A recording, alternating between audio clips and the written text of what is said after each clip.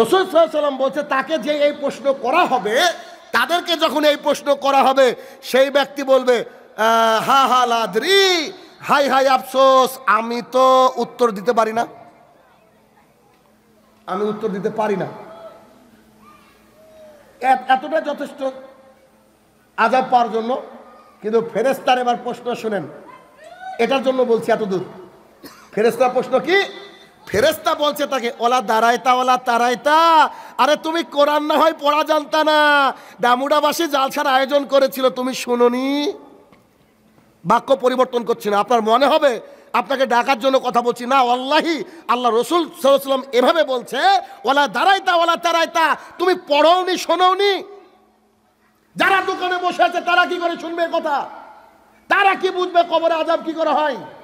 তারা আমি যদি আজকে কুইজ প্রতিযোগিতা করি কি করে উত্তর দিতে পারবে? তার কিন্তু পড়তে হবে। এখন তাকে বলা হচ্ছে ওলা দাঁড়াইতা ওলা তারাইতা, আরে তুমি তো পড়োনি, তুমি কি শুনোনি? আজকের যুব কমিটি এখানে যে আয়োজন করলো, কি কারণে আয়োজন করেছে? দ্বীন ইসলামকে শোনানোর জন্য। কি বলেন?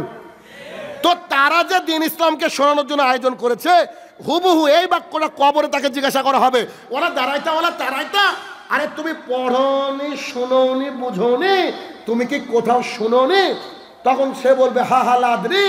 তখন আল্লাহ সুবহানাহু ওয়া তাআলা দুই দিকের মাটিকে বলবে, দেখেন আপনি কবরে আছেন আর দুই দিকের মাটি এইটা। আল্লাহ তাআলা বলবে ও দুই দিকের মাটি, আল্লাহর কথা মাটিও শুনে, আল্লাহর কথা সবাই শুনে। আল্লাহ তাআলাকে বলবে জি বলেন। আল্লাহ তাআলা বলবে ওকে একেবারে চেপে ধরো, ওকে চেপে ধরো।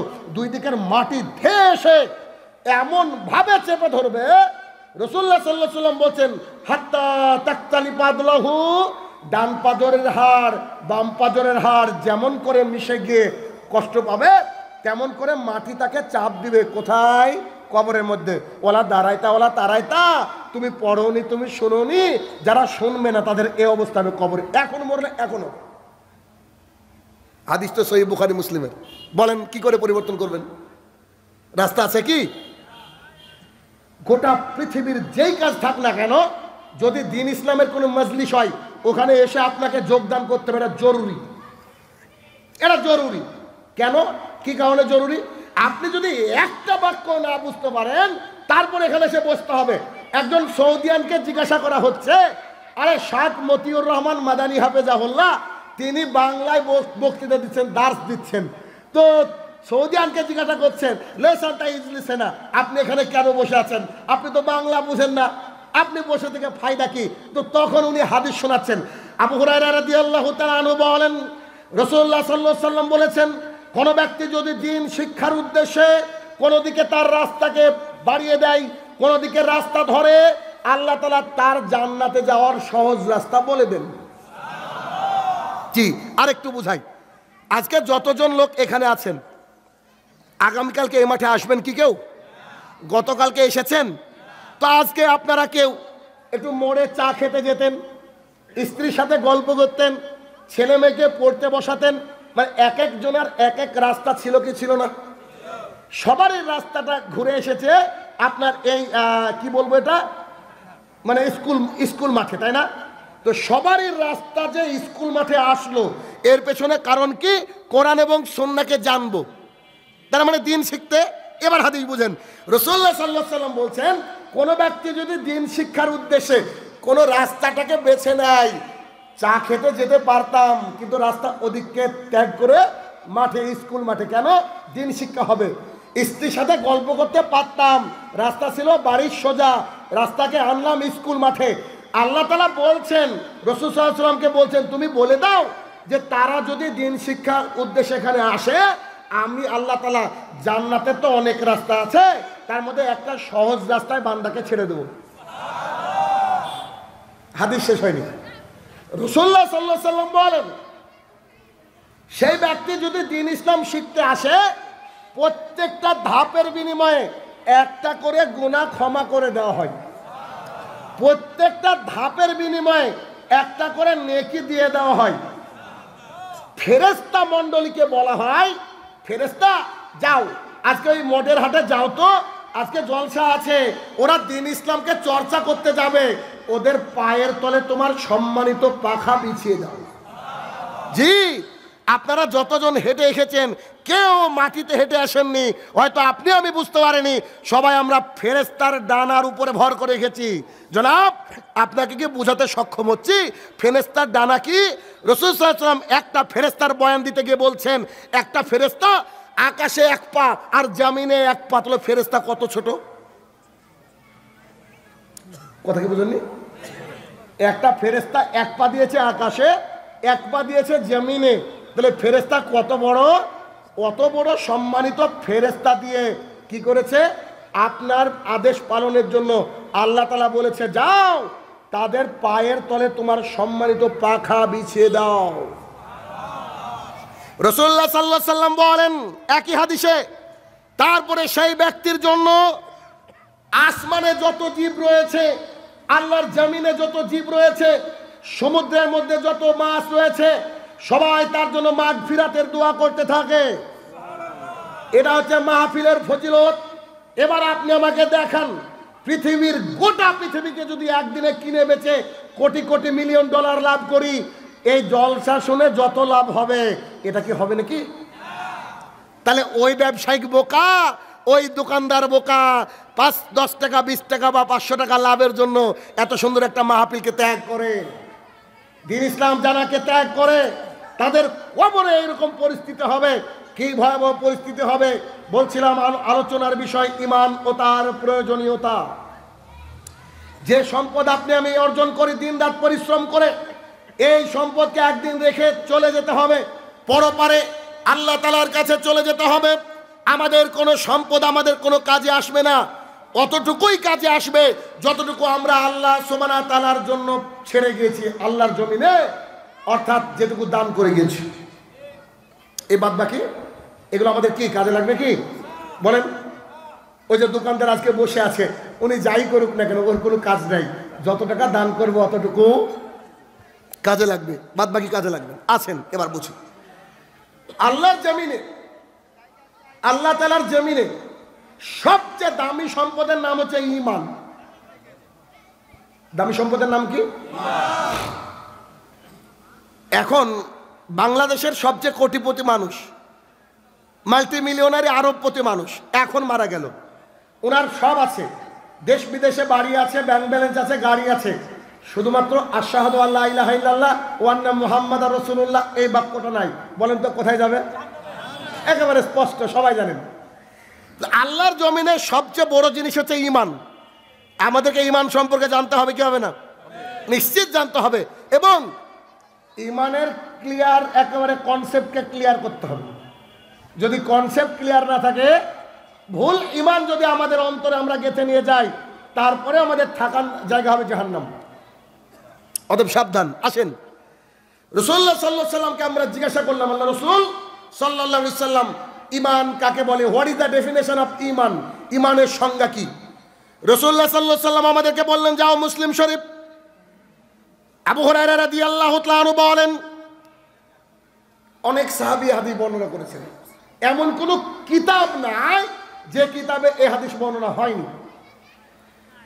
আবু হুরায়রা রাদিয়াল্লাহু তাআলা আনহু বলেন, রাসূলুল্লাহ সাল্লাল্লাহু আলাইহি সাল্লাম বলেছেন, আল ঈমান, ঈমান হচ্ছে আমানতু বিল্লাহি, আল্লাহর প্রতি ঈমান আনতে হবে। একে একে একটু আপনাকে আমি দেখাবো আল্লাহর প্রতি ঈমান আনতে হবে মানে। আজকে আপনারা যারা ঈশার সালাত আদায় করেছেন, তারা একটা বাক্য মসজিদের মধ্যে ওযু করে বলেছেন, ইয়াকা নাবুদু ওয়া ইয়াকা নাস্তাইন, হে আমার প্রতিপালক, একমাত্র তোমার ইবাদত করি আর একমাত্র তোমার কাছে সাহায্য চাই। এ বাক্য বলেননি? ওই যে লোকটা শাহজালাল সিলেটি রহমতুল্লাহের মাজারে গিয়ে বলছে, বাবা সন্তান দাও, তাহলে ইনি কি বাটপাড়ির উপরে পিএইচডি করছেন না? কথা বুঝেন? ওযু করে পবিত্র হয়ে আল্লাহকে বলছে, আল্লাহ একমাত্র তোমার ইবাদত করি আর তোমার কাছে সাহায্য চাই। আর ও গিয়ে বলছে, বাবা আমার সন্তান হয় না, তুমি সন্তান দাও। এ কি বাটপার নয়? আমানতু বিল্লাহি, আল্লাহর প্রতি ঈমান আনতে হবে। 95% মুসলমানের দেশ, বেশিরভাগ মানুষের ঈমান নাই। কথা কড়া হলেও সত্য, বাসি হলেও সত্য, তিক্ত হলেও সত্য। দিন রাতে কথা আপনাকে আমি বোঝানোর চেষ্টা করছি। খালি বলছে যে আমাদের দেশের 95% মুসলমান, অথচ মসজিদে গিয়ে দেখেন 3 জন ফজরে, মাজারে আছে লোক বেশি। তাহলে আমানতু বিল্লাহি, আল্লাহর প্রতি ঈমান আনতে হবে। আল্লাহর প্রতি ঈমানটা কি একটু দেখাই।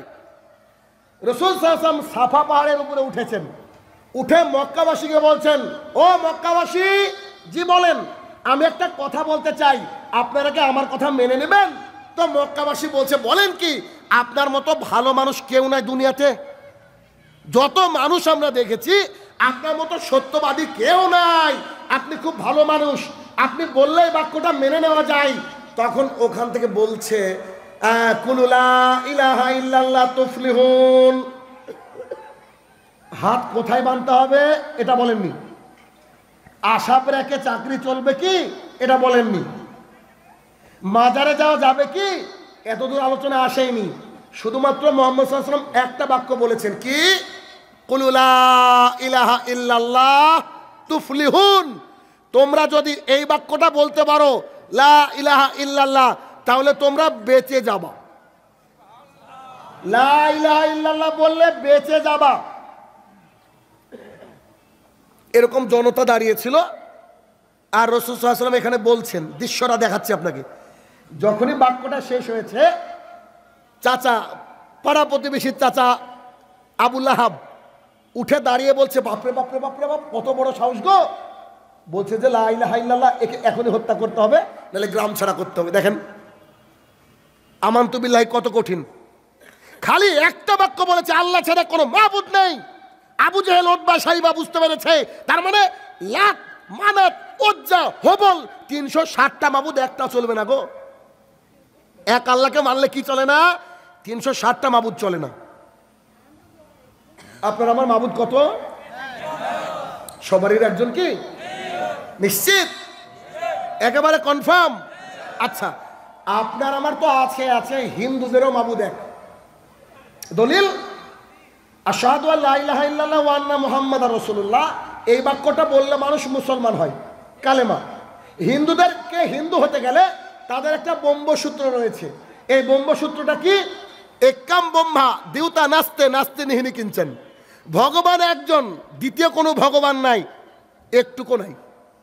ভগবান কজন? একজন। আপনার আমার আল্লাহ কজন? একজন। চণ্ডীদাস পুজো মণ্ডপে গিয়ে পুজো করছে, আর আব্দুর রহমান মাজারে গিয়ে পুজো করছে। জি, ওরও মাবুদ একজন, এরও মাবুদ একজন। এও মাজারে গিয়ে পুজো করছে, ও মাজারে গিয়ে পুজো করছে, ও মাজারে গিয়ে আপনার খিচুড়ি খাচ্ছে আর বলছে তাবাররুক, আর ও ওর দরগাতে গিয়ে খিচুড়ি খাচ্ছে আর বলছে প্রসাদ। বলেন তো, তার মাবুদ দাঁড়িয়ে আছে আর আমাদের মাবুদ শুয়ে আছে। ঘটনা কি? ওর মাবুদ একজন, এর মাবুদ একজন, তার মানে বোঝা গেল দুজনেই হিন্দু। কথা আমরা বোঝাতে পারছি না বোধহয়। আমানতু বিল্লাহি, আল্লাহর প্রতি ঈমান আনতে হবে। আল্লাহর প্রতি ঈমানে খুব কঠিন একটা জিনিস। কেমন? আল্লাহর প্রতি ঈমান এনেছিলেন বিলাল রাদিয়াল্লাহু তাআলা আনহু। বুকের উপরে অসহনীয় পাথর চাপিয়ে দেওয়া হয়েছে, বালুকাময় প্রান্তরে টেনে হিঁচড়ে শেষ করে দেওয়া হয়েছে। তারপরে তারা বলেছে, এক আল্লাহর প্রতি বিশ্বাস করি। এত অত্যাচার করেছে, তারপরেও আল্লাহ ছাড়া কোনো মাবুদকে তারা মেনে নেয়নি, এক আল্লাহতে বিশ্বাস করেছে। সুমাইয়া রাদিয়াল্লাহু তাআলা আনহা, যার লজ্জাস্থানে বর্ষা মেরে পা ধরে দুই দিক দিয়ে ফেলে দেওয়া হয়েছে, তারপর আহাদ আহাদ করতে করতে পৃথিবীর মায়া ত্যাগ করেছে, এক আল্লাহতে বিশ্বাস করেছিল। সুমাইয়া রাদিয়াল্লাহু তাআলা আনহার এক কলিজার টুকরা সন্তান আম্মার, আর তার বাবা হচ্ছে ইয়াসির রাদিয়াল্লাহু তাআলা আনহু। তাদেরকে প্রকাশ্যে রাস্তার উপরে দাঁড়িয়ে দাঁড়িয়ে অকথ্য অত্যাচারের মধ্যে ফেলে দেওয়া হয়েছে। তারপরেও এক আল্লাহর কথা শুনে আর অন্য কোথাও যায়নি। ঈমান এনেছিলেন মুসাইব ইবনে উমাইর রাদিয়াল্লাহু তাআলা আনহু। তার মা তাকে বলছে, বেটা, তুমি যদি মুহাম্মাদের দ্বীনকে ত্যাগ না করো, আমি না খেয়ে খেয়ে মরে যাব। মুসাইব ইবনে উমাইর রাদিয়াল্লাহু তাআলা বলছেন, আম্মি জান, তোমার মতো যদি হাজার আম্মি মারা যায়, তাও আমি এক আল্লাহর প্রতি বিশ্বাস এনেছি, এটা থাকবেই থাকবে। এক আল্লাহর প্রতি দেখি সবাই তো বলছে মাহবুদ আমাদের একজন, শরীয়তপুরে ডবল মাহবুদ আওয়ালা লোক নাই, তার মানে কি না নাই মনে হচ্ছে আপনাদের। একটু দেখায় আমি দেখি কতদূর নিতে পারেন। আচ্ছা, একটু আগে এশার সালাত আদায় করলাম 4 রাকাত। এই 4 রাকাত সালাতের নির্দেশ কে দিয়েছে? ইশার সালাত আদায় করার সাথে সাথেই 20,000 করে টাকা পেয়েছি সবাই, পেয়েছি। আজকে ফজরের সালাত আদায় করলে আমরা 1 লক্ষ টাকা করে অ্যাকাউন্টে পাবো, পাবো না তো? আচ্ছা, আপনারা পাননি কেউ? যাকে ভালোবেসে তার কথা মতো যে কাজ তিনি বলেছেন তার তরিকা মতো করার নাম হচ্ছে ইবাদত। আচ্ছা, কুরবানি দিবেন, একটা অনেক বড় গরু কিনেছেন, এখন ঈদগাহে যাওয়ার আগে ভাবছেন যে কি করব, ঈদগাহ থেকে আসতে অনেক দেরি হয়ে যাবে, তো বিসমিল্লাহ আল্লাহ আকবার বলে কুরবানি এর ঈদ পড়তে যাওয়ার 5 মিনিট আগে জবাই করেছেন, এটা কি কুরবানি হবে? রোজা শুরুই হয়নি, রোজা শুরু 3 দিন আগে থেকে শুরু করলেন, আজকে রোজা শুরু করলাম, রোজা হবে? যখন ইফতার ঠিক তখনই করতে হবে, দেরি করে ইফতার করা যাবে না। আচ্ছা, এই কথাগুলো কোথা থেকে পেয়েছি? কোরআন এবং সুন্নাহ থেকে। আল্লাহ পাঠিয়েছে। সারা দিন এত কষ্টের পরেও আমরা 1 গ্লাস পানি পান করি না, এমনকি টয়লেটে তো কেউ দেখতে পাই না, তারপর আমরা পান করি না কেন? আল্লাহকে ভালোবেসে তিনি যা বলেছেন তাই করার নাম ইবাদত, ঠিক? আচ্ছা, এবার আসেন খুব মনোযোগ সহকারে, একটু যেন নজর না হাতে আমার কথা থেকে। সেটা কি? রাসূলুল্লাহ সাল্লাল্লাহু আলাইহি ওয়াসাল্লাম বলছেন এফাউল্লোহা, দাড়িটাকে ছেড়ে দাও। রাসূল সাল্লাল্লাহু আলাইহি ওয়াসাল্লাম কি বলছেন? দাড়িটাকে ছেড়ে দাও। ওয়াসুস সারেফ, গোপটাকে ছাটো। এতদিন একটা কথা ভুল জানতেন, আজকে আমি সত্য করে দিয়ে যাচ্ছি। হুজুরে বলছে দাড়ি রাখা সুন্নাত, কথা মিথ্যা। দাড়ি রাখা হচ্ছে ওয়াজিব, ওয়াজিব মানে ফরজ। ওয়াজিব আর ফরজে তেমন পার্থক্য নাই, এই যে ফরজ আর এই যে ওয়াজিব, পার্থক্য বুঝছেন কি? এতটুকু, মানে ওয়াজিব আর ফরজ সেম। তার মানে পুরুষের গালে দাড়ি থাকতে বাধ্য, দাড়ি রাখা হচ্ছে ওয়াজিব। যদি মাদ্রাসায় কেউ পড়ে থাকেন তারা জানেন, যদি আমারানি দিয়ে কোনো হাদিস বয়ান হয় তার কল হয় হচ্ছে ওয়াজিব। আমারানি আনা রাব্বি, আমার রব আমাকে নির্দেশ দিয়েছে এফাউল্লাহা, দাড়িটাকে ছেড়ে দাও। ওয়াসুস সারেফ, গোপটাকে ছাটো। দাড়ি রাখা কি ইবাদত কি ইবাদত না? দাড়ি রাখতে কে বলেছেন? আল্লাহ সুবহানাহু ওয়া তাআলাকে ভালোবেসে তার মোতাবেক দাড়ি ছেড়ে দিচ্ছি, গোপ ছাড়ছি। আল্লাহ তাআলাকে ভালোবেসে দাড়িকে ছেড়ে দিয়েছি, গোপ ছাড়ছি। দাড়ি রাখা ইবাদত। এতদূর ক্লিয়ার? তার মানে প্রত্যেকটা পুরুষের আগামীকাল থেকে দাড়ি থাকবে ইনশাল্লাহ।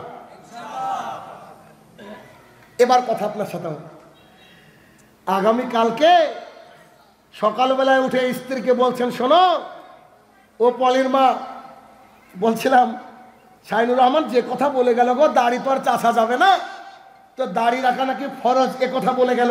পুরুষের নাকি দাড়ি থাকবে কথা বলে গেল, তো আজকে থেকে আমাকে আর নিষেধ করিও না। আমার গালটা চকচকে ছিল, আমাকে দাড়ি রাখতে অনুমতি দাও, তুমি কিছু মাইন্ড করো না।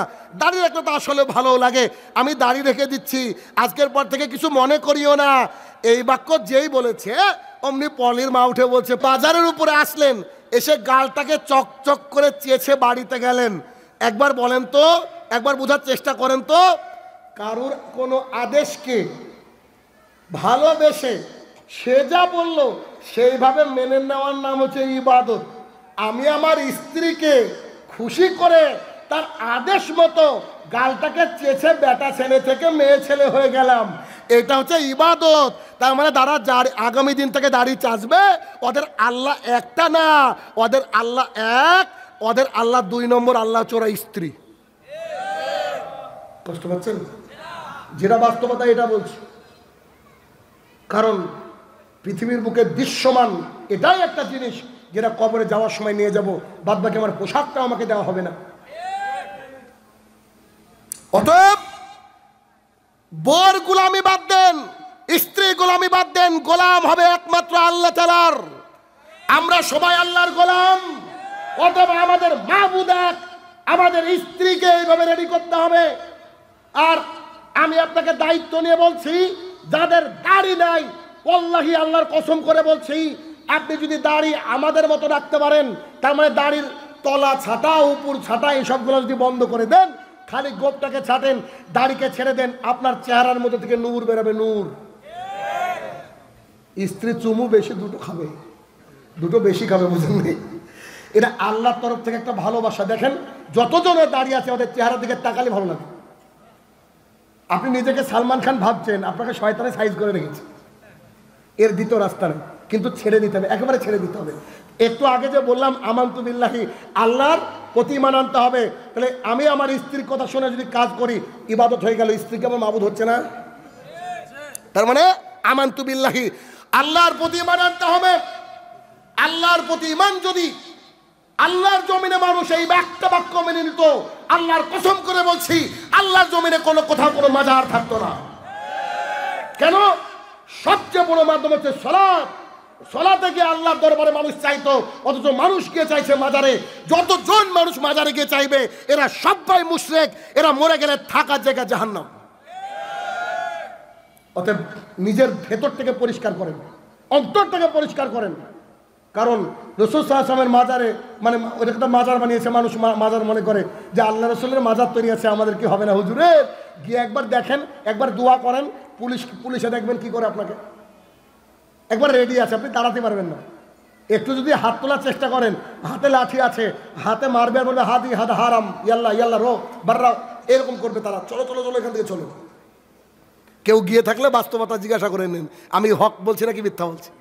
অতএব আমানতু বিল্লাহি, আল্লাহর প্রতি ঈমান আনতে হবে। আল্লাহর প্রতি ঈমান বোঝা গেল তো? এখন আসি, সন্তান দেওয়ার মালিক, ফসল ভালো দেওয়ার মালিক, বন্যা দেওয়ার মালিক, রোগ দেওয়ার মালিক।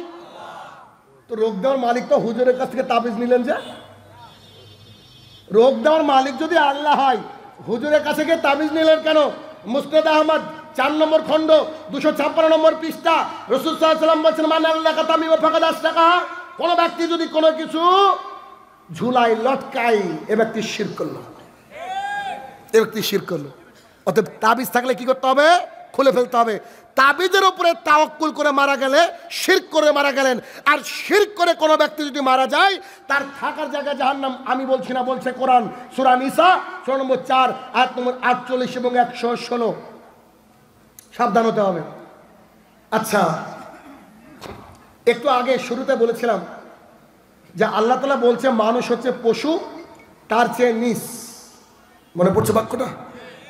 আপনার মনে হতে পারে শাহিনুর রহমান এসে এত বড় বড় কথা বললো আমাদেরকে, আমরা না হয় দোকানে একটু ব্যস্ত ছিলাম। আপনাকে দেখাই, একটু দেখেন তো।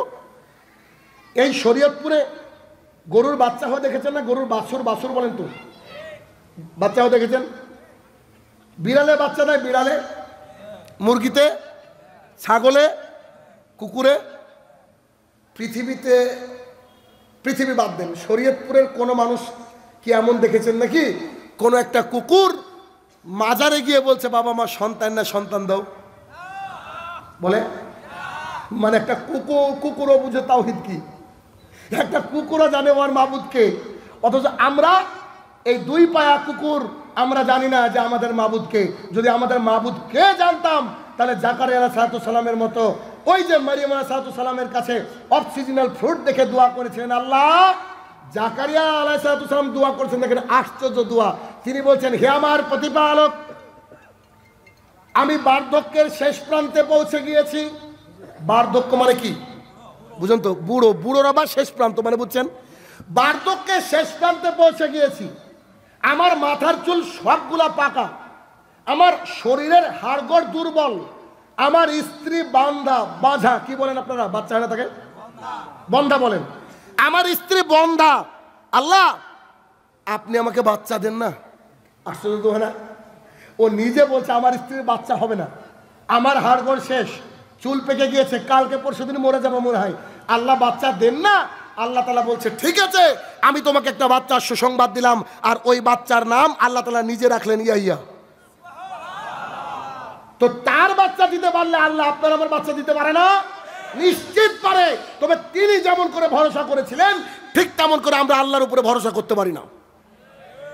আমানতু বিল্লাহি, প্রথমে যে বলটা উঠে গেলাম, আমানতু বিল্লাহি, তাহলে আল্লাহর প্রতি ঈমান আনতে হবে। পৃথিবীর বুকে যাই হোক না কেন শুরুতে বলবেন আলহামদুলিল্লাহ, বলে দেখেন আলহামদুলিল্লাহ বলতে হবে। কেমন করে? একটা বাচ্চা মারা গেল, একটা বাচ্চা মারা গেল, রাসূল সাল্লাল্লাহু আলাইহি ওয়াসাল্লাম বলছে ওই ব্যক্তি যদি বলে আলহামদুলিল্লাহ, তারপরে ইন্না লিল্লাহি ওয়া ইন্না ইলাইহি রাজিউন বলে, আল্লাহ সুবহানাহু ওয়া তাআলা তার কাছে ফেরেশতা পাঠিয়ে বলে, ফেরেশতা জি আল্লাহ তাআলা বলেন, বলছে ওই বাচ্চার আমি কলিজার টুকরা সন্তানকে কেড়ে নিয়েছি। ও কি বলেছে? ও আপনার উপরে ভরসা করে বলেছে আলহামদুলিল্লাহ। আল্লাহ তাআলা বলছে বিশ্বাস করো, ওর জন্য জান্নাতে আমি ঘর রেডি করে রেখেছি। তাহলে আমানতু বিল্লাহি, আল্লাহর প্রতি ঈমান আনতে হবে। রাজি আছেন? কারোর কি তাবিজ আছে নাকি এখানে? তাবিজ টাবিজ আছে? তাহলে তাবিজ থাকলে খুলে ফেলে দিতে হবে। আল্লাহি এই অবস্থায় মারা গেলে জাহান্নামে যেতে হবে, বিশ্বাস করেন। কারণ দেখেন আমরা যে কথাগুলো বলি এই কথাগুলো পারমিশন ছাড়া বলতে পারি না, আর এই পারমিশন হচ্ছে আল্লাহ এবং আল্লাহর রসুলের। এই কথাগুলো যদি আপনার খারাপও লাগে, শরীয়তপুরে শাহিনুর রহমানকে আসতে হবে, এ তোয়াক্কা শাহিনুর রহমান করে না, তবে এসেছি যখন হেদায়েতের রাস্তা দেখিয়ে দিয়ে যাবো, এটা আমার টার্গেট, এটাই টার্গেট। কেন? আপনি আমার দিনী ভাই, কলিজার টুকরা, কলিজার টুকরা। কেমন কলিজার টুকরা দেখবেন? একটু দেখাই আপনাকে, একটু দেখাই। আনাস রাদিয়াল্লাহু তাআলা আনহু বলেন, রাসূলুল্লাহ সাল্লাল্লাহু আলাইহি ওয়াসাল্লাম বলেছেন, কয়েকজন মানুষ আল্লাহ তাকে জাহান্নামে দিয়ে দিল, আর কয়েকজন মানুষ আল্লাহ তাকে জান্নাতে দিয়ে দিল। জান্নাতে যাওয়ার পরে কিছু লোক বলছে, কি ব্যাপার, একই সাথে বাজারে বসে চা খেতাম, মাগরিবের সালাত আদায় করতাম, ইশার সালাত আদায় করতাম, ফজরে একসাথে মসজিদে যেতাম, ইফতার একসাথে করতাম, মাহফিল শুনতে এক জায়গায় যেতাম একই সাথে, তো আমরা জান্নাতি, আমাদের আরো দুজন বন্ধু কই? গ্রুপ থাকে না, এক একটা গ্রুপ থাকে, দেখেন তো আরো দুজন বন্ধু কই? তারা জান্নাত থেকে বেরিয়ে আল্লাহর কাছে এসে বলবে, আল্লাহ জি বলো, শোনেন আমরা 5 বন্ধু ছিলাম। আল্লাহকে বলছে, দেখেন আমরা 5 বন্ধু ছিলাম, হাদিসে 5 আসেনি বোঝানোর জন্য। আমরা 5 বন্ধু ছিলাম, একই সাথে দুনিয়ার বুকে চলতাম, সালাত আদায় করতাম, সিয়াম পালন করতাম, মুখে দাড়িও ছিল, তো আমাদের 3 জনকে জান্নাতে দিলেন, আমাদের আর 2 জন বন্ধু কই? আল্লাহকে বলছেন। তখন তাদেরকে আল্লাহ বলছে তারা এমন কিছু কাজ করেছিল, তারা জাহান্নামে আছে। সঙ্গে সঙ্গে আল্লাহকে তারা বলছে অসম্ভব। কি বলেন আপনি? আশ্চর্য কথা, দুনিয়ার বুকে একসাথে চলেছি, জান্নাত যদি দিতে হয় একসাথে দেবে না, আমরাও জান্নাতে যাব না। বন্ধুরা বলবে, রাসূল সাল্লাল্লাহু আলাইহি ওয়াসাল্লাম বাক্যটা এবার খেয়াল করেন, যে তারা আল্লাহর সাথে এমন ঝগড়া লাগিয়ে দিবে, এমন ঝগড়া লাগিয়ে দিবে, আল্লাহর জমিনে থাকতে এত ঝগড়া কারোর সাথে করেনি। আল্লাহ তাআলা তাদের ঝগড়া দেখে খুশি হয়ে যাবে। আল্লাহ তাআলা বলবে আরে বন্ধুত্ব, সঙ্গে সঙ্গে আল্লাহ তাআলা বলবে যাও, ওই হচ্ছে জাহান্নাম, তোমাদের বন্ধুকে দেখে নিয়ে আসো। ওই বন্ধুকে গিয়ে দেখে নিয়ে আসবে। আল্লাহ বলবে এবার 5 জনে জান্নাতে যাও। তার মানে শরীয়তপুরের মানুষ একটু খেয়াল করেন তো, যাত্রার সাথে বন্ধুত্ব করা যাবে না, যারা ইমানদার তার সাথে বন্ধুত্ব করবেন। একটু যদি নেকির পাল্লা এদিক ওদিকে হয়ও, বন্ধু কিন্তু ডেকে জান্নাতে নিয়ে যাবে। তাহলে বন্ধু কিন্তু নির্বাচন করতে হবে, কেমন বন্ধু? তাওহীদবাদী বন্ধু, যারা সালাত সিয়ামের খবর রাখে, তারা যারা দিন রাত আল্লাহ এবং আল্লাহ রাসূলের তরিকা অনুযায়ী চলতে চায়, তাদেরকে বন্ধু নিতে হবে। এই জন্য যাকে তাকে বন্ধু বানানো যাবে না। আমানতু বিল্লাহি, আল্লাহর প্রতি ঈমান আনতে হবে, একেবারে পারফেক্ট ঈমান আনতে হবে। দিন রাত বন্ধুকে বলছেন চলো সালাত আদায় করি করি করি, বন্ধু তোয়াক্কাই করে না, আপনার কথা শুনেই না, তাকে ছেড়ে দেন, দরকার নেই, ছেড়ে দেন। এরপর রাসূলুল্লাহ সাল্লাল্লাহু আলাইহি ওয়াসাল্লাম বলেন, ও মালাইকাতিহি, ফেরেশতার প্রতি ঈমান আনতে হবে। ফেরেশতা, এখানে ফেরেশতা বসে আছে এখন। দলিল, আবু হুরায়রা রাদিয়াল্লাহু তাআলা আনহু বলেন, রাসূলুল্লাহ সাল্লাল্লাহু আলাইহি ওয়াসাল্লাম বলেছেন, আল্লাহর জমিনে যারা আল্লাহর প্রশংসা করে একত্রিত হয়ে বসে, ওটাই তো করছি, একত্রিত হয়ে যারা আল্লাহর প্রশংসা করে, শুরুতে আলহামদুলিল্লাহ বলেছি না আমরা, একেবারে নগদ হাদিস দেখেন, মনে হবে এখন নাজিল হচ্ছে হাদিস। খেয়াল করেন, রাসূল সাল্লাল্লাহু আলাইহি ওয়াসাল্লাম বলছেন আল্লাহর কাছে যে ফেরেশতারা আছে, আল্লাহ ফেরেশতাদেরকে বলছে, এই ফেরেশতারা, জি আল্লাহ বলেন, শরীয়তপুরে যে মাহফিল হচ্ছে, ওই যে লোকগুলা বসে আছে, এই লোকগুলাকে আমাকে দেখেছে। আল্লাহ এখন বলছে, এখন আল্লাহ বলছে এই লোকগুলাকে আমাকে দেখেছে, তো ফেরেশতা আল্লাহকে এখন বলছে, বলেন কি, আপনাকে তো পৃথিবীর কোনো চোখ দেখতে পাবে না, তা আল্লাহ তাআলা বলছেন ফেরেশতারা আমাকে দেখতে পাবে না, না দেখেও আমার প্রশংসা করলো। তারা বললো আলহামদুলিল্লাহ। আচ্ছা ফেরেশতা কি করা যায় বলো তো? তখন আল্লাহকে ফেরেশতা বলছে, আপনার বান্দা, আপনি মালিক, কি করবেন আপনার ব্যাপার। আল্লাহ তাআলা বলছে ফেরেশতা তোমরা সাক্ষী থাকো, আজকে সবাইকে আমি ক্ষমা করে দিলাম। হাদিস বলছে, হাদিস বুঝেন। এখানে ডিউটি শেষ না, ওই ফেরেশতাকে বলছে, এই ফেরেশতা সর্দারকে ডাকো তো। জি এই যে জিবরাইল, আমি হাজির। বলছি ওখানে মাহফিল হচ্ছে, আরে উপর দিয়ে টাঙিয়েছে। ফেরেশতারা যতক্ষণ প্রোগ্রাম হবে, যতক্ষণ আমার কোরআন এবং সুন্নাহর আলোচনা হবে, অতক্ষণ তাদের মাথার উপর দিয়ে রহমতের সামিয়ানা টাঙিয়ে দাও। এই যে একটু আগে বলছিল না যে জান্নাতের বাগান, জান্নাতের বাগান, কেন এটা তো জান্নাতের বাগান, আমরা বুঝতে পারিনি। পৃথিবীর বুকে সবচেয়ে ভালো জায়গা আছে মসজিদ, সবচেয়ে নিকৃষ্ট জায়গা আছে বাজার। গিয়ে দেখেন বাজারে লোক বেশি, ওই জন্য তো 1999 জন জাহান্নামী, বুঝেন না? জান্নাতের সংখ্যা তো এমনি কম। ও মালাইকাতিহি, ফেরেশতার প্রতি ঈমান আনতে হবে। ফেরেশতা মানে আমাদের এই কাঁধে ফেরেশতা আছে না নাই? সব সময় লিখিত করছে। ফেরেশতা আপনার আমার আশেপাশে আছে। আল্লাহর 7 আসমানে একটা ইঞ্চি জায়গা ফাঁকা নেই যেখানে আল্লাহর স্তুতি, আল্লাহর জন্য সেজদা না করতে ফেরেশতা ব্যস্ত নয়। অর্থাৎ আমরাই মানুষেরা কেবল নাফরমান, আল্লাহর ফেরেশতারা আল্লাহর জমিনে চারিদিকে বিস্তৃত হয়ে আল্লাহর স্তুতি বর্ণনা করতে থাকে, আল্লাহর জিকির আজগারে ব্যস্ত থাকে। অথচ জান্নাত জাহান্নাম আপনাদের জন্য, আমাদের জন্য, আর কি ওই যে জিনদের জন্য, ঠিক না? ফেরেশতার জান্নাত জাহান্নাম আছে, অথচ ওরা ইবাদত করে। আমরা, আমাদের জন্য জান্নাত আছে, আমরা ইবাদত করি না। উল্টো উল্টো। ও মালাইকাতিহি, ফেরেশতার প্রতি ঈমান আনতে হবে। অনেকে বলে যে ফেরেশতা তো দেখতে পায় না, মানবো কি করে? আছেন এরকম নাস্তিক? দিনে দিনে বাংলাদেশে প্রচুর নাস্তিক বাড়ছে। মাগরিবে নামাজ আদায় করে বেরাচ্ছে এক ইমাম সাহেব, এক লোক প্রতিদিন মাগরিবের সময় সিগারেট খেতে খেতে যায়। এরকম লোক আছে না? চা খায় আর মসজিদে ছড়া থাকে। তো ইমাম সাহেব ওকে দাওয়াত দেয় প্রতিদিন, ভাই নামাজে আসেন, নামাজে আসেন। তো বলছে আমি একটা প্রশ্ন করব, উত্তর দিতে পারলে নামাজে যাব। প্রশ্ন করেন। ইমাম সাহেবকে বলছে আপনারা কার জন্য নামাজ পড়েন? তো বলছে আল্লাহর জন্য। বলছে আল্লাহকে দেখেছেন? কোশ্চেন করেছে, আল্লাহকে দেখেছেন? তো না। তো যা দেখি না তা বিশ্বাস করি না, ওই শয়তান বলেছে। এবার ইমাম সাহেব ছিল আমার মতো একটু কড়া মানুষ, পাশে ছিল 8খানা ইট। ইট বুঝেন না? ইট দিয়ে মেরেছে আর পিঠ বরাবর।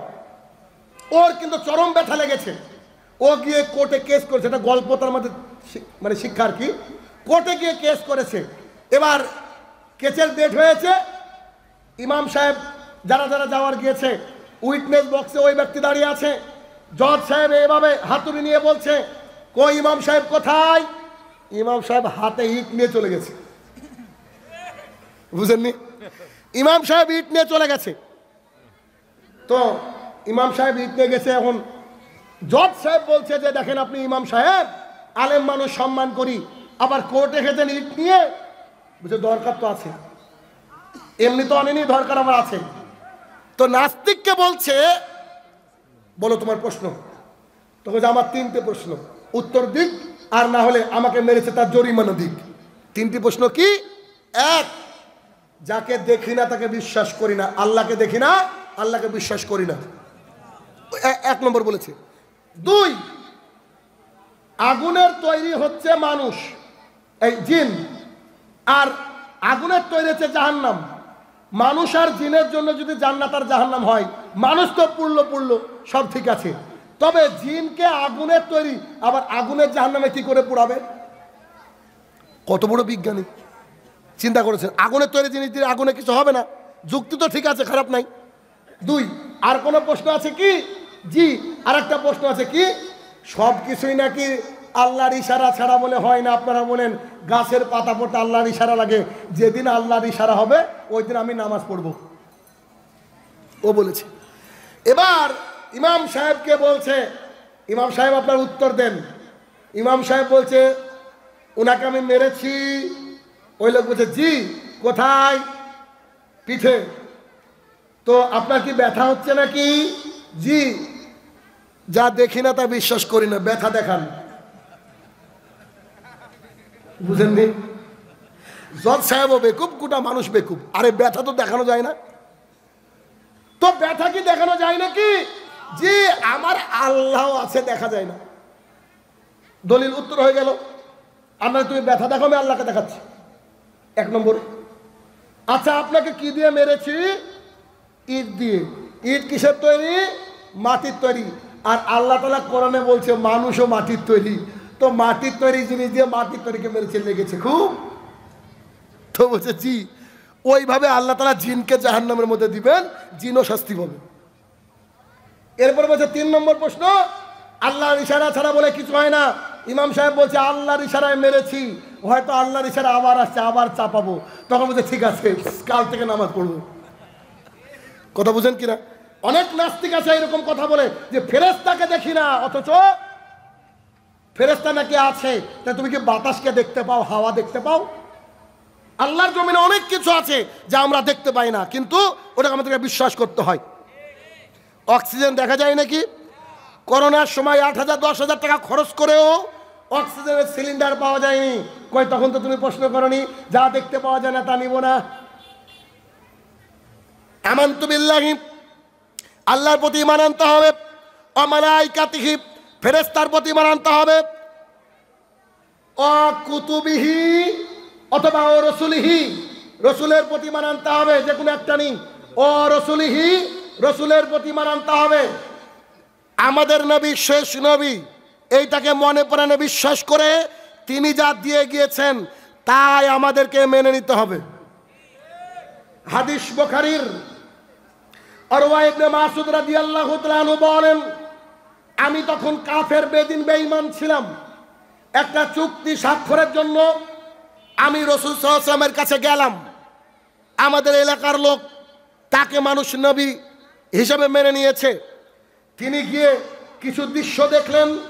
দৃশ্য দেখার পরে ফিরে এসে মক্কাবাসীকে বলছে, ও মক্কাবাসী, আমি রোমে গিয়েছি, আমি পারস্যে গিয়েছি, কত যে জায়গায় গেলাম, কিন্তু পৃথিবীর কোন রাজাকে দেখলাম না, কোন প্রজাকে দেখলাম না যে রাজার প্রজার মধ্যে এত ভালোবাসা। কথা বুঝতে পারেননি? কোন প্রজা তার রাজাকে এত ভালোবাসে, কোন নেতা তার মন্ত্রীকে এত ভালোবাসে, এইটা কোনোদিনও কোথাও পাইনি। আমি রোমে গিয়েছি, পারস্যে গিয়েছি, তবে আব্দুল্লাহর বেটাকে যে মানুষ কি করে ভালোবাসে এই দৃশ্য দেখলাম। মক্কাবাসী বলছে, আরে আমাদের আব্দুল্লাহর বেটা মোহাম্মদ, সে নাকি নবী হয়েছে, তাকে নাকি মানুষ মেনে নাও। ওরওয়া তুমি কি বলো? জি, আমি যা নিজের চোখে দেখে আসলাম তাই আপনাদের সামনে বয়ান করি। তখন বলছে আচ্ছা বলো তুমি কি দেখেছো? হাদিস এটা বুখারীর, বিশ্বাস হবে না, এত আশ্চর্য হাদিস।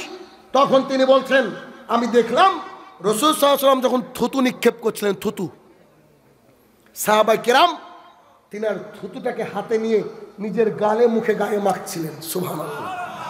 রাসূল সাল্লাল্লাহু আলাইহি ওয়াসাল্লামের থুতুর মধ্যে বরকত কি চিন্তা করেন। যে আমি দেখলাম সাহাবায়ে কেরাম তার থুতুটাকে হাতে নিয়ে নিজের নিজের মুখে, মণ্ডল, গায়ে ইত্যাদিতে মাখছে।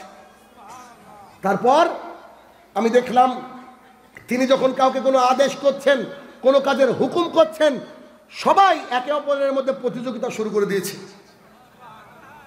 এই যে আজকে জলসা মাহফিল, এর ভলেন্টিয়ার নাই। এখন যদি আপনি বলেন একজন ভলেন্টিয়ারকে, এই তুমি ওই রাস্তার দিকে যাও, তো ভলেন্টিয়ার উঠে বলে যে তুই জানা, বলবো না। কিন্তু তিনি বলছেন রাসূলের সাহাবীদেরকে দেখলাম, রাসূল সাল্লাল্লাহু আলাইহি ওয়াসাল্লাম কোনো আদেশ দিলে অন্যান্য সাহাবীদেরকে তারা বলছে তোমরা দাঁড়াও না, তোমরা দাঁড়াও না, তোমরা দাঁড়াও না, আমাকে একটু যেতে দাও, আমাকে একটু যেতে দাও। মানে কাজ হুকুম শোনার কি চাহিদা তাদের। আর কি দেখলাম? আর দেখলাম রাসূল সাল্লাল্লাহু আলাইহি ওয়াসাল্লাম যখন পানি নিয়ে ওযু করতে বসেন, ওযুর অবশিষ্ট পানি নেওয়ার জন্য সাহাবায়ে কেরামের মধ্যে মারামারি শুরু হয়ে যায়। অবশিষ্ট পানি নেওয়ার জন্য সাহাবায়ে কেরামের মধ্যে কি শুরু হয়ে যায়? মারামারি শুরু হয়ে যায়। এ হচ্ছে আল্লাহ রসুল। তারপরে কিছুদিন পরে তিনি দ্বীন ইসলাম গ্রহণ করেন। কথা কি বুঝাতে পারছি আমি?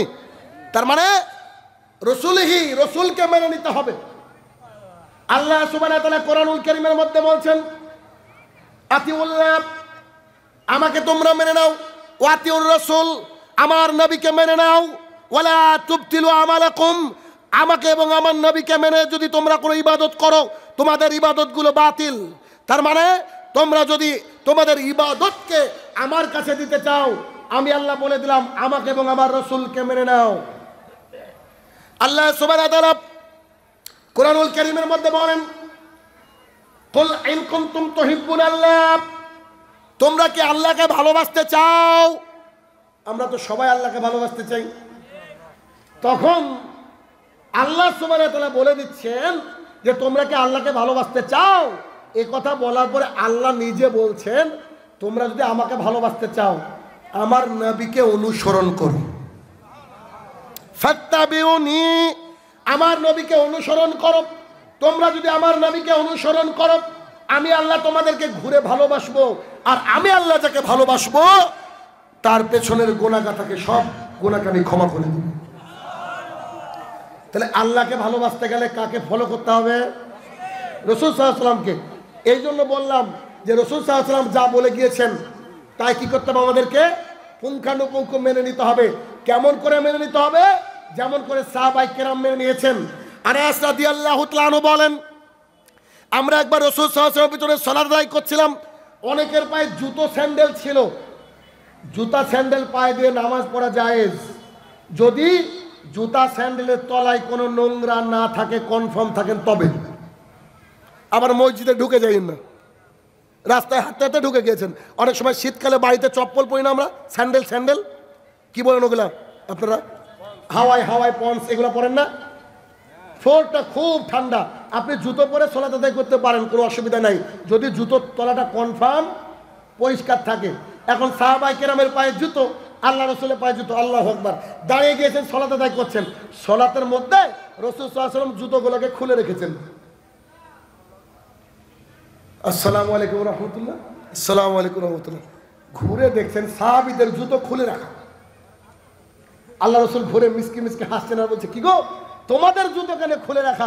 আপনি খুলেছেন কেন? আরে পাগল, আমাকে জিবরাইল এসে বলল আমার জুতোর তলে নাকি কোনো নোংরা টোংরা ছিল একটু, তাই আমি খুলে রেখেছি। তো সাহাবায়ে কেরাম বলছে, আমরা আবার কি জানি? আল্লাহ বলেছেন আতিউল্লাহ আতিউর রাসূল, আল্লাহকে মানো আল্লাহ রসুলকে মানো, অত শত বুঝিনি, আপনি খুলেছেন আমরাও খুলেছি। সুবহানাল্লাহ। এই হচ্ছে রাসূল সাল্লাল্লাহু আলাইহি ওয়াসাল্লামকে মেনে নেওয়া। আব্দুল্লাহ রাদিয়াল্লাহু তাআলা আনহু একজন সাহাবী, জুমার দিনে মসজিদের মধ্যে ঢুকছে, এই যে এটা হচ্ছে মসজিদের চৌকাঠ, তো জুমার দিনে ঢুকছেন, রাসূল সাল্লাল্লাহু আলাইহি ওয়াসাল্লাম খুতবা দিতে গিয়ে বলে ফেলেছেন ইজলিস, বসো। আসলে যে ঢুকতে তাকে বসতে বলেননি, খুতবার মধ্যে হয় না কথা, বলে ফেলেছেন বসো। ওই সাহাবী এক পা বাইরে এক পা ভিতরে, ওর উপরে বসে পড়েছেন। কথা বলে বুঝাতে পারছি না তো? সুবহানাল্লাহ বললেন না? তার মেনে নেওয়াটা কি দেখেন একবার। তো যখন বসে পড়েছেন, সালাত শেষ করে রাসূল সাল্লাল্লাহু আলাইহি ওয়াসাল্লামের কাছে গিয়ে বলছেন, আল্লাহ রাসূল সাল্লাল্লাহু আলাইহি ওয়াসাল্লাম এই ঘটনা ঘটেছে, আমি বুঝতে পারিনি যে আপনি আমাকে বলেননি, আপনি খুতবার মধ্যে বলেছেন, আপনি যে বলেছেন ইজলিস, আমি দেখলাম যে আল্লাহ রসুলকে মানতে বলেছেন, অতএব আমি বসে গেলাম চৌকাঠের উপরে।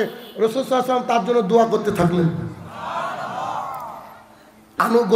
আনুগত্য কাকে বলে? আহারে আনুগত্য। এই জন্য আমাদেরকে আনুগত্যশীল হতে হবে রাসূলুল্লাহ সাল্লাল্লাহু আলাইহি ওয়াসাল্লামের। আল্লাহ সুবহানাহু ওয়া তাআলা মুআয ইবনে জাবাল রাদিয়াল্লাহু তাআলা আনহু বলেন, রাসূলুল্লাহ সাল্লাল্লাহু আলাইহি ওয়াসাল্লাম আমাকে ইয়ামিনে পাঠাচ্ছেন, আমি ঘোড়ার উপরে উটের উপরে চড়ে আছি, আর তিনি নিচে আমাকে উপদেশ দিতে দিতে হেঁটে আসছেন আর আমি উপরে আছি। ঠিক এমতো অবস্থায় রাসূল সাল্লাল্লাহু আলাইহি ওয়াসাল্লাম আমাকে বলছেন, মুআয, যে আল্লাহ রাসূল বলেন সামনের বছর বোধহয় তোমার সাথে আর দেখা হবে না, সামনের বছর মনে হয় তোমার সাথে দেখা হবে না, তবে শোনো, তুমি বোধহয় সামনের বছর এই যে আমার মসজিদ দেখছো, আর এদিকে আমার কবর হবে, আমার কবর আর আমার মসজিদ পার করে তুমি ওই দিকে যাবা। একজন সাহাবীর এই কথাটা সহ্য হয়? নিজে মুখে আল্লাহ রসুল বলছে আমি হয়তো আর বাঁচবো না। রাসূল সাল্লাল্লাহু আলাইহি ওয়াসাল্লাম বলছেন, মুআয ইবনে জাবাল রাদিয়াল্লাহু আনহু কি যে কাঁদতে শুরু করলেন, চিৎকার দিয়ে কাঁদতে শুরু করেন। বলেন কি আপনাকে দেখতে পাবো না মানে? কেমন কথা বলেন? আপনাকে একটু না দেখলে ভালো লাগে না, অন্তরের মধ্যে কষ্ট পাই, আপনাকে দেখতে পাবো না মানে? খুব কাঁদতে শুরু করলেন। কাঁদতে কাঁদতে কাঁদতে কাঁদতে রাসূল সাল্লাল্লাহু আলাইহি ওয়াসাল্লাম বলছে, মুয়াজ মুয়াজ মুয়াজ মুয়াজ, শোনো শোনো শোনো শোনো। জি আল্লাহ রাসূল বলেন, পৃথিবীর বুকে তুমি যেখানেই থাকো না কেন, তোমার অন্তর যদি আল্লাহ ভীতি দিয়ে পরিপূর্ণ থাকে, তোমার অন্তরে যদি আল্লাহর ভয় থাকে, তাহলে তুমি যেখানে থাকো না কেন তুমি আমার প্রিয় মানুষ। তখন মুয়াজ ইবনে জাবাল রাদিয়াল্লাহু আনহু চোখের পানি মুছছে না, যাচ্ছেন। এখন মুহাম্মদ সাল্লাল্লাহু আলাইহি ওয়াসাল্লাম বলছে, শুনে রাখো দুনিয়াবাসী, তোমরা পৃথিবীর যে যেখানে থাকো না কেন, তোমাদের অন্তরে যদি আল্লাহর ভয় থাকে, তাহলে তোমরা আমার আত্মীয়। তা তোমরা শরীয়তপুরে থাকো, তা আমার মদিনাতে থাকো। সুবহানাল্লাহ। তার মানে রাসূল সাল্লাল্লাহু আলাইহি ওয়াসাল্লামের আশেপাশে থাকা মানে যে তিনি তার জন্য সুপারিশ করবেন এমনটা নয়। আজকে আমার কথা শোনার পরে আপনি যদি দাড়ি রেখে দিতে পারেন, টাকলুর উপরে প্যান্ট করতে পারেন, পানবিড়ি জর্দা গুল সিগারেটকে ত্যাগ করতে পারেন, 5 ওয়াক্ত সালাত আদায় করতে পারেন, নিশ্চিত আল্লাহ রাসূল সাল্লাল্লাহু আলাইহি ওয়াসাল্লাম তা আপনাকে ভালোবাসবেন, আল্লাহ রাসূল সাল্লাল্লাহু আলাইহি ওয়াসাল্লাম আপনাকে জান্নাতে নিয়ে যাবেন। অতএব অরসুলহি, রসুলের প্রতি এমনভাবে যেমন করে সাহাবায়ে কেরাম তার জীবন দিয়ে আল্লাহ রসুলকে ভালোবেসেছেন, ওইভাবে এতাত করতে হবে, ভালোবাসতে হবে। উহুদের প্রান্তর আবু তালহা রাদিয়াল্লাহু তাআলা আনহু একজন জলিল কদর সাহাবী, রাসূল সাল্লাল্লাহু আলাইহি ওয়াসাল্লামকে এইভাবে গার্ড করছেন, তীর আসছে আর তার পিঠে লাগছে। রাসূল সাল্লাল্লাহু আলাইহি ওয়াসাল্লাম এইভাবে একবার উকি দিয়ে দেখতে গিয়ে আল্লাহ রসুলকে আবু তালহা রাদিয়াল্লাহু আনহু অনেকটা ধমকের সুরে বললেন, কি করছেন আপনি? আপনি কি জানেন না, আপনি যদি একটু এইদিক ওদিকে দেখেন, কোনো একটা তীর যদি আপনার গায়ে লেগে যায়, আমি আমার নিজেকে ক্ষমা করতে পারবো না, আমি আপনাকে সেভ করছি, অথবা আপনি নড়বেন না। আল্লাহ রসুল আপনার হাতে পায়ে ধরি, খবরদার আপনি নড়বেন না। রাসূল সাল্লাল্লাহু আলাইহি ওয়াসাল্লাম স্থির আছেন, আবু তালহা রাদিয়াল্লাহু আনহু দাঁড়িয়ে আছেন। ইতিহাস বলে তার পিঠে বহু তীর গেঁথেছিল, তবুও তিনি রাসূল সাল্লাল্লাহু আলাইহি ওয়াসাল্লামের জন্য স্টিল দাঁড়িয়েছিলেন। রাসূল সাল্লাল্লাহু আলাইহি ওয়াসাল্লামকে মেনে নাও, কারণ আল্লাহ রাসূল সাল্লাল্লাহু আলাইহি ওয়াসাল্লামকে মানতে পারলেই আমরা তার সুপারিশ পাবো, আল্লাহ আমাদেরকে ভালোবাসবেন। আল্লাহ তাআলা বলেছেন, ওয়াইহিবুকুমুল্লাহ, আমি তোমাদেরকে ভালোবাসবো, ওয়াগফির লাকুম যুনুবাকুম, তোমার যত পাপ রয়েছে, I will erase your all sin, আমি তোমার সমস্ত পাপকে ধুয়ে মুছে সাফ করে দেবো। ওই যে এক কুলাঙ্গার কোন এক দেশের মন্ত্রী, প্রধানমন্ত্রী, ওই শয়তানের বাচ্চা শয়তান রাসূল সাল্লাল্লাহু আলাইহি ওয়াসাল্লামের যে ব্যঙ্গচিত্র এঁকেছিল, আমরা বয়কট করেছিলাম, আপনাদের দেশের এই দেশের মানুষ বহু বয়কট করেছিল। তবে দুঃখের বিষয়, আমরা শুধু এই ফেসবুকে বয়কট করা জানি, কিন্তু রসুলের ভালোবাসায় ফজরে গিয়ে মসজিদে নামাজ পড়তে পারি না। অরসুলহি, রসুলের প্রতি কী করতে হবে? আপনার ভালোবাসা রাখতে হবে, যেমন করে সাহাবায়ে কেরামের ভালোবাসা ছিল। সাহাবায়ে কেরামের ভালোবাসা যদি বলতে থাকি, সারা রাত একজন ডায়াবেটিসের রুগী উঠবেন না, আমি এ বাসায় আশাবাদী। আলোচক তো আরও আছে, অত তো লম্বা করা যাবে না, একটু একটু আগাই। এরপরে আল্লাহ সুবহানাহু ওয়া তাআলা মুহাম্মদ সাল্লাল্লাহু আলাইহি ওয়াসাল্লামকে দিয়ে বলাচ্ছেন, তুমি বলো। প্রথমে কি বললেন? আমানতু বিল্লাহি, আল্লাহর প্রতি ঈমান আনতে হবে। এরপরে ওয়া মালাইকাতিহি, ফেরেশতার প্রতি ঈমান আনতে হবে। তারপরে রসুলিহি, রসুলের প্রতি ঈমান আনতে হবে। কুতুবিহি, কিতাবের প্রতি ঈমান আনতে হবে। কিতাব মানে আল্লাহ তাআলার কোরআন। আল্লাহ তাআলার কোরআনে অনেক কথা আছে, সমস্ত কিছু আছে, মানব জাতির জন্য সব আছে। কিন্তু আমরা আল্লাহর কিতাব কজন মানি? মানে যে কিতাব আমাদের যে ঘরে রাখা আছে, ওই ঘরে আশাব রাকের কিতাবটাও রাখা আছে পাশে। কি? যে ঘরে ইন্ডিয়ান টিভি সিরিয়াল চলে, তার পাশে কোরআনটা রাখা আছে। কি রাখা নাই? কথা বুঝেন না আমার? আল্লাহ সুবহানাহু ওয়া তাআলা কোরআনুল কারীমের মধ্যে বলছেন, আকিমিস সালাহ, তোমরা সালাত কায়েম করো। 82 জায়গায় বলেছেন, 82 জায়গায়। আজকে খোঁজ নেন, ফজরে মসজিদে সালাতের লোক নেই। বলেন কি দিয়ে জাতি উন্নত হবে? রাসূল সাল্লাল্লাহু আলাইহি ওয়াসাল্লাম বলেছেন, মান তারাকা সালাতান মুতাম্মাদিন ফাকাত কাফারা, যে ব্যক্তি ইচ্ছে করে এক ওয়াক্ত সালাত ছেড়ে দেবে, এই ব্যক্তি মুসলমান নয়। অনেক মুসলমান বসে আছেন আমার সামনে, কষ্ট লাগছে? যেটা হক সেটা আপনাকে বলছেন, দিন রাত আপনাকে 5 ওয়াক্ত সালাত আদায় করতে হবে যে কোনো মূল্যে। আপনি যদি ল্যাংড়া হন, অন্ধ হন, তাও আপনাকে সালাত আদায় করতে যেতে হবে। ওয়া কুতুবিহি, কিতাবের প্রতি ঈমান। কি করে কিতাবের প্রতি ঈমান আনলো বলেন? আল্লাহ সুবহানাহু ওয়া তাআলা 33 নম্বর সূরা আহজাব আয়াত নম্বর 33, আল্লাহ তাআলা বললেন ও কারনা ফি বুয়ুতিকুন্না ওয়ালা তাবাররাজনা তাবাররুজাল জাহিলিয়াতিল উলা, ওই মহিলারা শোনো, তোমরা বাড়ির মধ্যে থাকো, জাহালাতের যুগের মতো নিজেকে দেখে বেরিও না। আল্লাহ তাআলা বলছেন শরীয়তপুরে এইখানে বলেন তো কত পার্সেন্ট মহিলা বোরকা পরে? 100তে কতজন? হ্যাঁ 1%, 10%, আচ্ছা আলহামদুলিল্লাহ 20%, 20 ধরে নিলাম 20%-এর মধ্যে দেখা যাবে 18% বোরখা আছে মডার্ন বোরখা। এ তো বোরখাই না রে ভাই, এটা তো আমাদের ফ্যাশন, বর্তমানে ফ্যাশন হচ্ছে কিনা এটা। আচ্ছা দেখেন, একজন মাকে গোটা দেহ ঢেকে রাখতে হবে, আপাদ মস্তক পা থেকে মাথা পর্যন্ত। কেন? আবু হুরায়রা রাদিয়াল্লাহু তাআলা আনহু বলেন রাসূলুল্লাহ সাল্লাল্লাহু আলাইহি সাল্লাম বলেছেন গোটা দুনিয়াটা হচ্ছে সম্পদ, গোটা দুনিয়াটা সম্পদ। এই যে বাজারের উপরে জমির 1 কাঠা জমির দাম কত বলেন তো? 20 লাখ। তাহলে গোটা বাংলাদেশ বেচলে ক কোটি, গোটা পৃথিবী বেচলে কত মিলিয়ন বিলিয়ন, হিসাবে ধরবে না। আল্লাহ সুবহানাহু ওয়া তাআলা বলছেন গোটা পৃথিবীটা সম্পদ, এর মধ্যে সবচেয়ে অন্যতম সম্পদের নাম হচ্ছে আলমারাতুস সালেহা, নেককার বউ। মানে গোটা শরীয়তপুর বিক্রি করে দিলে আপনার স্ত্রীর দাম হয় না, আপনার মেয়ের দাম হয় না, আর আপনার স্ত্রী আর মেয়েকে আপনি বাজারে পোশাক পরে পাঠিয়ে দিয়েছেন। নির্লজ্জ কাপুরুষ বেহায়া আপনি, আপনার লজ্জা লাগে না? আপনাকে দেখাচ্ছে, আপনি হাদিস শুনেন, আপনার এদিক ওদিকে যাওয়ার রাস্তা নাই। দেখেন আন আব্দুল্লাহ ইবনে মাসউদ রাদিয়াল্লাহু তাআলা আনহু قال قال رسول الله সাল্লাল্লাহু আলাইহি ওয়াসাল্লাম, আব্দুল্লাহ ইবনে মাসউদ রাদিয়াল্লাহু তাআলা আনহু বলেন রাসূলুল্লাহ সাল্লাল্লাহু আলাইহি ওয়াসাল্লাম বলেছেন সালাসাতুন কাদ হারাম আলাইহিম মিন জান্নাহ, 3 শ্রেণীর মানুষের জন্য জান্নাত হারাম। বলেন তো জান্নাত হারাম হলে কোথায় যাবে?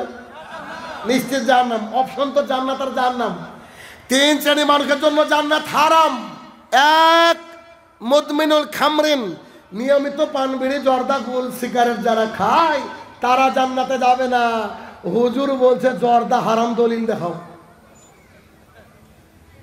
ওই যে হুজুর আছে না আপনাদের দেশের গরিবের আবু হানিফা, তো বলছে যে টমেটো খাওয়া হারাম, এ কথা তো লেখা নাই, অতএব হালাল। যা হারাম লেখা নাই তাই নাকি হালাল, তো পায়খানা খাওয়া তো লেখা নাই, তাহলে খাও। কথা বুঝছেন না আমার? আচ্ছা এ বলছে নাকি যে এই টিস্যু খাওয়া হারাম, কোথাও লেখা আছে? তো খান দেখি টিস্যু। কত বড় বেকুব। এই হাদিস একটু দাঁড়িয়ে রাখি, তার আগে পরের হাদিস শুনেন। আন আয়েশা রাদিয়াল্লাহু তাআলা আনহা قالت قال رسول الله صلى الله عليه وسلم, আয়েশা রাদিয়াল্লাহু তাআলা আনহা বলেন রাসূলুল্লাহ সাল্লাল্লাহু আলাইহি ওয়াসাল্লাম বলেছেন কুল্লু মুসকিরিন খামরিন, প্রত্যেকটা নেশাদার বস্তু মদ, ওয়া কুল্লু খামরিন হারাম, প্রত্যেকটা মদই হারাম। আচ্ছা কুল্লু মানে সব। আমি যদি বলি আমার সামনে যতগুলা বসে আছে সব ছেলে, সব ছেলে, এ অর্থ কি একটা মেয়ে আছে নাকি? কথা বুঝেননি? পাশে যারা আছে সব মেয়ে, ওর মধ্যে কি ছেলে আছে নাকি?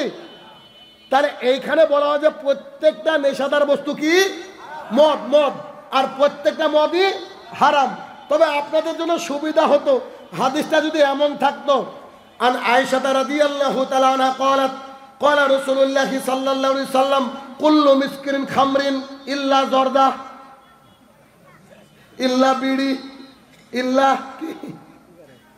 আরে সি সি সি সি, অর্থ বুঝে না মানুষ। বলছে সব নেশাদার বস্তু হারাম, আর ও বলছে পান বিড়ি জর্দা গুল সিগারেট না। এরা বলছে পান বিড়ি জর্দা গুল সিগারেট। আচ্ছা বলেন তো পৃথিবীর কোনো নর্মাল মানুষ আছে কি যে মসজিদের মধ্যে সিগারেট খাবে? অথচ ওই সিগারেট ছোট মন্দিরে গিয়ে না খেলে নাকি আর ক্লিয়ারই হয় না। বুঝেননি? পৃথিবীর বুকে কোনো জীব নাই যে খায় আর পায়খানা করে একসাথে, এরা ছাড়া। খায় আর পায়খানা করে এটা ছাড়া নাকি ক্লিয়ারই হয় না। আউযুবিল্লাহ। 3 শ্রেণীর মানুষের জন্য জান্নাত হারাম। শরীয়তপুরবাসী, আমি আপনাদেরকে বলছি, আমি অনুবাদক, আপনি যদি ফাঁসি দেন তো 1 নম্বর আসামি মুহাম্মদ সাল্লাল্লাহু আলাইহি ওয়াসাল্লাম। আমি অনুবাদ করছি, দেখেন তো। 1 মুদমিনুল খামরিন, নিয়মিত যারা নেশাদার দ্রব্য পান করে তারা জান্নাতে যাবে না। 2 রাজুলাতাম মিন নিসাই, পুরুষের বেশধারী নারী জান্নাতে যাবে না। যত নারী জিন্সের প্যান্ট পরেছে সবারই সাথে জাহান্নামে দেখা হবে ইনশাল্লাহ। যত নারী চুল কেটে ছেলেদের মতো ছোট করেছে সবাইকে জাহান্নামে যেতে হবে। কেন? আল্লাহ রসুল বলছেন যে পুরুষের বেশধারী নারী জান্নাতে যাবে না, নারীর বেশধারী পুরুষ জান্নাতে যাবে না। তো হোচিমিনের কি হবে গো? ওই যে আপনাদের দিকে হোচিমিন বলছে আমি পুরুষ, আমার ভেতর নাকি নারী নারী লাগে, দিয়ে হয়ে গেছে ট্রান্সজেন্ডার, হয়ে গেছে ট্রান্সজেন্ডার। বুঝেননি তো? ধরে আনবেন, যদি পান আচ্ছা করে পিটাবেন, পিটানোর পরে বলবেন ও আমি তো মনে মনে চুমু খাচ্ছিলাম, মেরে দিয়েছি বুঝতে পারিনি, এটা যে ট্রান্সজেন্ডার। 2, রাজুলাতাম মিন নিসাই, পুরুষের বেশধারী নারী জান্নাতে যাবে না। 3, আর দায়ুস লা ইয়াদখুলুল জান্নাহ, দায়ুস জান্নাতে যাবে না। সাহাবায়ে কেরাম বলেন আল্লাহ রাসূল দায়ুস কাকে বলে?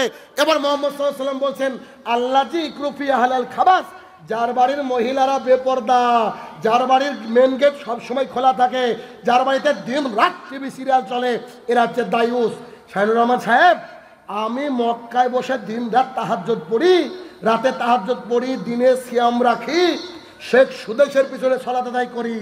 আমার মেয়েটা ঢাকা বিশ্ববিদ্যালয়ে পড়ে, জিন্সের প্যান্ট পরে, আমিও কি জাহান্নামী? জি, আপনি জাহান্নামের টপ অফ দ্য লিস্টে আছেন। কথা বুঝেন না আমার? আচ্ছা, এই যে জালসা কমিটি যারা একটা পোস্টারে নাম দিয়েছে শাহিনুর রহমান, মুর্শিদাবাদ, ভারত, আমার সাথে যোগাযোগ করেনি, কথার কথা, আমি আসবো না স্বাভাবিক। লোকজন বলছে শাহিনুর রহমান কই? তো পরে যদি আপনারা যদি কেউ ফোন নম্বর জেনে আমার কাছে ফোন দেন, আমি যদি বলি যে ভাই আমার সাথে যোগাযোগ করেনি, তো যে ব্যক্তি এখানে আছে তাকে কি করবেন বুঝতে পারছেন? ধোঁকাবাজ বলবেন না? ঠিক তেমনই আল্লাহ তাআলা আমাদেরকে দুনিয়াতে পাঠিয়েছেন একটা জিম্মেদারি দিয়ে। কেমন জিম্মেদারি? আমার জিম্মেদারিতে আছে আমার বউ, আমার ছেলে, আমার মেয়ে। আল্লাহ তাআলা গোটা গ্রামের দায়িত্ব আমাকে দেয়নি, আমাকে আল্লাহ তাআলা দিয়েছে তুমি তোমার পরিবারকে বাঁচাও। ছেলেকে তো বুরকা পরানোর দরকার নাই, এখন থাকলো হচ্ছে স্ত্রী আর মেয়ে। মেয়েকে যদি বুরকা না পরাই, আল্লাহর কাছে গিয়ে যদি বলি আল্লাহ আমার ক্ষমতা ছিল না, আল্লাহ কি ছাড় দিবে নাকি? যেমন করে শরীয়তপুরবাসী ওই লোককে ছাড় দিবে না যে লোক মিথ্যা করে আমার নাম ছাপিয়ে দিয়েছে, আমার সাথে যোগাযোগ করেনি, ঠিক তেমনি আল্লাহ কি তাকে ছাড় দেবে? রাসূল সাল্লাল্লাহু আলাইহি ওয়াসাল্লাম বলছেন আদ-দায়ুস লা ইয়াদখুলুল জান্নাহ, যে ব্যক্তির বাড়ির মানুষ পর্দা করে না ওই ব্যক্তির দায়ুস। ও যদি মক্কাতে থাকে, মদিনাতে থাকে, চীনে থাকে, জাপানে থাকে, শরীয়তপুরে থাকে, ওর বাড়ি যদি মসজিদ তৈরি করে নেয়, তারপরে থাকার জায়গা জাহান্নাম। কেন? কেন? কারণ ওকে দায়িত্ব দিয়েছেন। আচ্ছা বলেন তো, আপনি একটা ড্রাইভারকে বললেন শোন এই যে মার্সিডিজ গাড়ি দিলাম 70 লাখ টাকা দাম, ঠিকঠাক চালাবি। ও স্টিয়ারিং ধরে এমন একটা আপনার সামনে দেওয়ালে মারলো, ড্রাইভার রাখবেন? ড্রাইভার রাখবেন? পৃথিবীর কেউ রাখবে কি? আপনার সামনে মারলো, তখন আপনি তাকে বলবেন আরে তোমার কি যোগ্যতা নাই চালানোর? তো না না না না, আমার তো যোগ্যতা নাই, আরে আমার তো জানা উচিত ছিল তাই দিয়ে দিয়েছি। এই জন্য রাসূল সাল্লাল্লাহু আলাইহি ওয়াসাল্লাম বলছেন ইয়া মাশশারা শাবাব মান ইসতাতা বিলকুমুল বাজ ফালিয়াতাজাওয়াজ, ও যুবকের দল ক্ষমতা থাকলে বিয়ে করো। ক্ষমতা মানে কি? বউকে বুরকা পরানোর ক্ষমতা, মেয়ে হলে বুরকা পরানোর ক্ষমতা। কথা কানে যাচ্ছে? তাহলে কি অকুতুবিহি, কিতাবের প্রতি মান আনতে হবে। কিতাবে একেবারে স্পষ্ট আছে, সূরা মাইদা 6 নম্বর 5 আয়াত নম্বর 90-91 আল্লাহ তাআলা বলছেন নিশ্চয়ই নেশাদার দ্রব্য যারা পান করে এরাতে শয়তানের পদাঙ্ক অনুসরণ করে, আর শয়তানের পদাঙ্ক অনুসরণ করে জান্নাত পাওয়া যাবে? যাবে না। আচ্ছা, অকুতুবিহি অনেক কথা ছিল, ছেড়ে গেলাম এখানে। কুতুবিহি, কিতাবের প্রতি মান আনতে হবে। এরপরে রাসূল সাল্লাল্লাহু আলাইহি ওয়াসাল্লাম বললেন শেষ দিন, ইয়াউমুল আখির, শেষ দিন, the day of the judgment, যেদিন প্রত্যেকটা মানুষ ত্রাহি ত্রাহি করবে, সবাই সেদিন বলবে ইয়া নাফসি ইয়া নাফসি, আল্লাহ আজকে আমার কি হয়, আমার কি হয়। ওই দিন কিয়ামতের মাঠে 490 কোটি ফেরেশতা জাহান্নামকে টেনে নিয়ে আসবে। একটা ফেরেশতার কথা শুরুতে বলেছি, এক পা জমিনে এক পা আকাশে। বলেন তো ফেরেশতার ক্ষমতা কতটা? আল্লাহ রাসূল সাল্লাল্লাহু আলাইহি ওয়াসাল্লাম বলছেন কিয়ামতের মাঠে জাহান্নামকে টেনে নিয়ে আসবে 490 কোটি ফেরেশতা। বুঝতে পারছেন? কথা বুঝে নেবেন। এ হাদিস, এই যে আমি যে হাদিস বলবো এখন, এ হাদিস আপনি কি করে নেবেন আমি জানি না, একটু খেয়াল করেন খুব মনোযোগ দিয়ে। এই হাদিসটা একটা হাদিস বাড়িতে নিয়ে যান, একটা অন্তত। আবু সাইদ খুদরি রাদিয়াল্লাহু তাআলা আনহু বলেন, রাসূলুল্লাহ সাল্লাল্লাহু আলাইহি সাল্লাম বলেছেন, কিয়ামতের মাঠে সবাই উপস্থিত রয়েছে, আদম আলাইহিস সালাম থেকে শুরু করে পৃথিবীর শেষ ব্যক্তি। তার মানে আমরা যারা আছি সবাই থাকবো। মাইকের ব্যবস্থা থাকবে না, পিন ড্রপ সাইলেন্ট থাকবে, কোনো আওয়াজ চিৎকার চেঁচামেচি হবে না কিয়ামতের মাঠে। দৃশ্যটা দেখাই হাদিসটা বোঝানোর জন্য, ভালো করে বুঝবেন। অনেক ইয়াং ছেলে মারা যায় কি যায় না? কোটি কোটি ইয়াং ছেলেরা দাঁড়িয়ে আছে এদিকে কিয়ামতের মাঠে। অনেক মা মারা যায় প্রেগনেন্ট অবস্থায়, অনেক মা কিয়ামতের মাঠে এদিকে দাঁড়িয়ে আছে। অনেক বাচ্চা, কলিজার টুকরা ছোট্ট বাচ্চা মারা যায় না? দেখেন পৃথিবীর বুকে আসার সিরিয়াল আছে, যাওয়ার। আমার এই যে ভিডিও ক্যাপচার করে আপনাদের বাংলাদেশের দ্য লাইট অফ ইসলামের একটা ছেলে আব্দুল বাতেন ভাই, আমার বিরল দিনাজপুরে প্রোগ্রাম ছিল, ওই দিন যখন আমরা প্রোগ্রামে যাচ্ছিলাম, তার ছোট ভাই তাকে ফোন দিয়ে বলছে, ভাই আমার ছেলে হয়েছে, তো তুমি কোথায়? তো আমি শাহিনুর রহমানের সাথে প্রোগ্রামে যাচ্ছি, তো এই রাস্তায় যাচ্ছ, আমার ছেলেকে একটু দেখে যাও। উনি অনেক খুশি, তার পরিবারের ছেলের সংখ্যা কম, খুশি অনেক। তিনি গেলেন, একটু খেজুর নিয়ে তাহানিক করালেন। সে এত খুশি হয়েছে, বলছে ভাই পকেটে যা টাকা ছিল সব দিয়ে এসেছি। খুশি, পকেটে যা টাকা ছিল সব দিয়ে এসেছি। রাত্রিবেলায় আমি মেসেজ করলাম, শরীয়তপুর প্রায় 300 কিলো রাস্তা, রাজশাহী চাপাই থেকে, এর থেকে রাজশাহী থেকে, ভাই ভোর ভোর বেরাতে হবে, সকাল 9টার সময় বেরাবো। উনি আমাকে মেসেজ করে বললেন যে ভাই যে সন্তান আমরা দেখতে গিয়েছিলাম আল্লাহ তাআলার জিম্মেদারিতে চলে গিয়েছে। দেখেন কোনো সিরিয়াল আছে কি ভাই?